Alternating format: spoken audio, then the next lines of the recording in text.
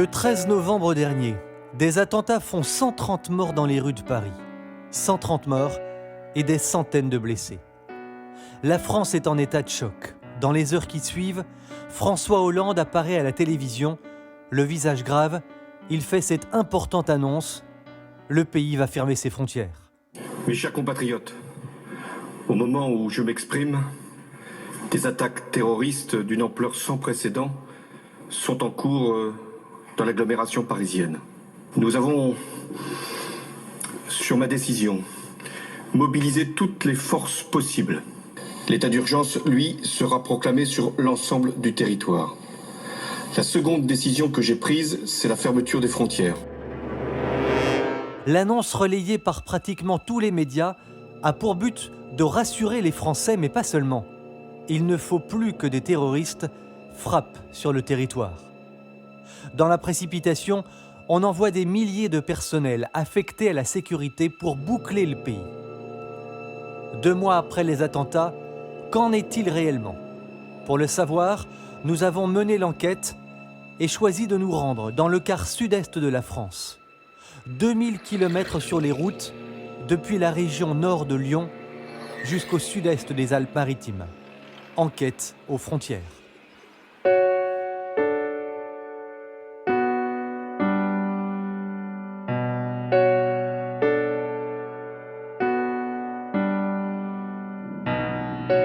Première étape de notre périple, les Alpes de Haute-Provence, la région de Barcelonnette au pied de l'Italie. À vol d'oiseau, 150 km au nord de la Méditerranée. Surprise en arrivant dans la zone.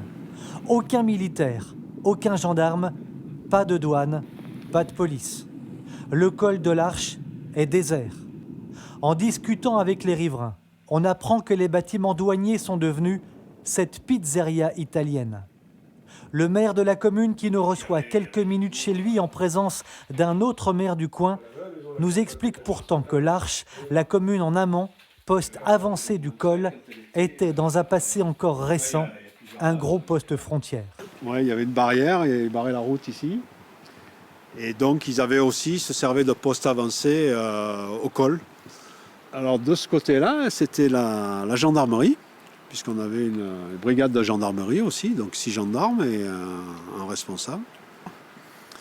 Voilà, et la gendarmerie est partie dans les années 90 par là. Environ des années 90. Bien qu'à l'époque, M. Sarkozy, qui était ministre de l'Intérieur, qui était venu ici, avait promis qu'on conserverait notre brigade de gendarmerie. Pas de personnel donc, tout juste d'anciens bâtiments vides en instance de reconversion. L'Arche semble avoir été oubliée du dispositif frontière du 13 novembre 2015. On nous avait pourtant parlé de la fermeture des frontières.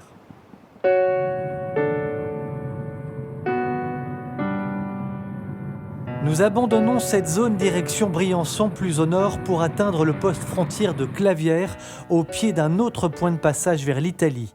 Ici, même constat, il n'y a pas âme qui vive. Le poste est déserté et semble-t-il depuis bien longtemps.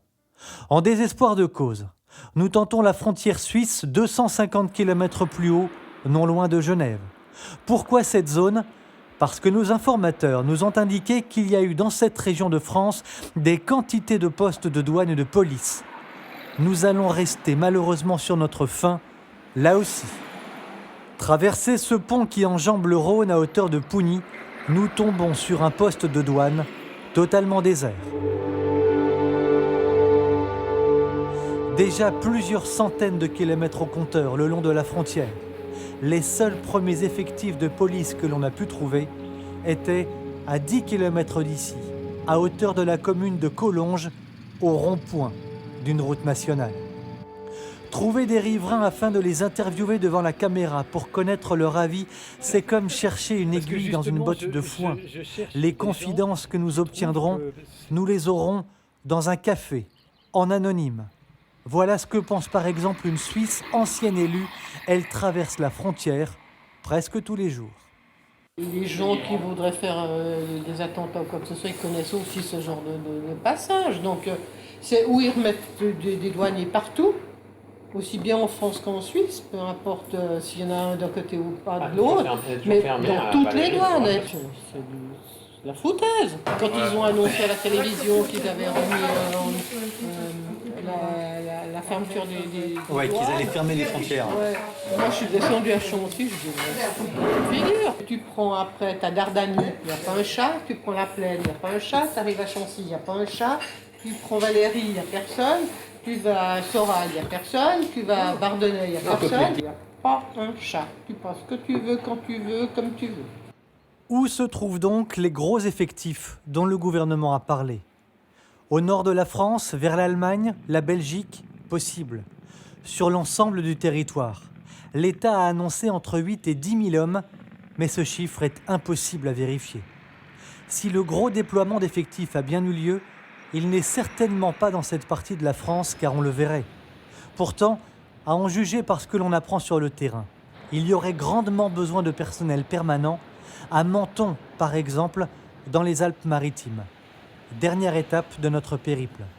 Laurent Laubry, avec qui nous avons rendez-vous, nous en dit un peu plus. Concrètement, fermer une frontière de façon hermétique, ça veut dire contrôler tous les véhicules qui entrent et qui sortent du pays. Et c'est quasiment impossible. Matériellement, c'est impossible à mettre en place. Donc, beaucoup de contrôles sont faits, bien plus que d'habitude. Mais ce sont des contrôles qui restent aléatoires. Avec les effectifs actuels, ce n'est absolument pas possible de contrôler tout le monde. C'est pas possible. Impossible en effet, d'autant qu'au poste frontière de Menton, depuis le dispositif d'après-attentat, l'État n'a dépêché que 15 policiers supplémentaires, en plus des 80, pour traquer du terroriste caché dans des flots de migrants. On ne peut qu'être consterné par le ridicule de la mesure. Et l'on ne parle même pas de l'épuisement du personnel qui doit faire face à un travail qui a augmenté de manière exponentielle. Sur une année classique, on a environ 3 000 à 4 500 migrants qui sont interpellés sur le secteur mentonnais. Mais là, sur les 2 dernières années où on a eu un pic exponentiel du flux migratoire en provenance de l'Afrique, nous avons eu pour l'année 2014 environ 25 500 migrants interpellés et pour l'année 2015 qui vient de se terminer, quasiment 27 000 migrants interpellés. Donc des chiffres jamais atteints auparavant. Fin 2015, Manuel Valls a annoncé la création de plusieurs milliers de postes afin de lutter contre le flux migratoire. Mais combien de temps avant que ce personnel nouveau soit opérationnel? Cet élément du temps de formation, il n'en est pas dit un mot. Autre élément dont on parle si peu, les agressions sexuelles. À Menton, justement, l'été dernier, une jeune femme de 22 ans a été violée sauvagement par un Somalien, tout juste arrivé sur le territoire. On a retrouvé la jeune femme nue sur le trottoir et en larmes. Cette information, c'est un agent de police qui nous l'a confirmé.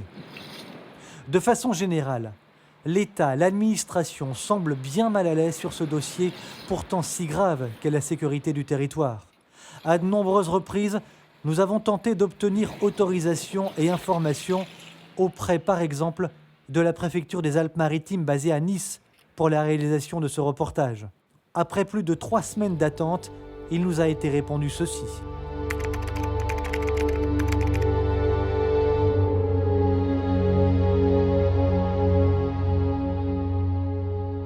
La disparition des verrous que constituaient les postes frontières jadis ont rendu la France plus vulnérable que jamais. Selon les spécialistes, il faudrait au moins 5 ans pour rétablir les structures d'avant Schengen et réaliser de véritables contrôles aux frontières. Disparition d'un nombre considérable de bâtiments, disparition de milliers d'emplois, les agents de la PAF ont été les victimes de plans drastiques, les douaniers aussi, ils en ont fait largement les frais.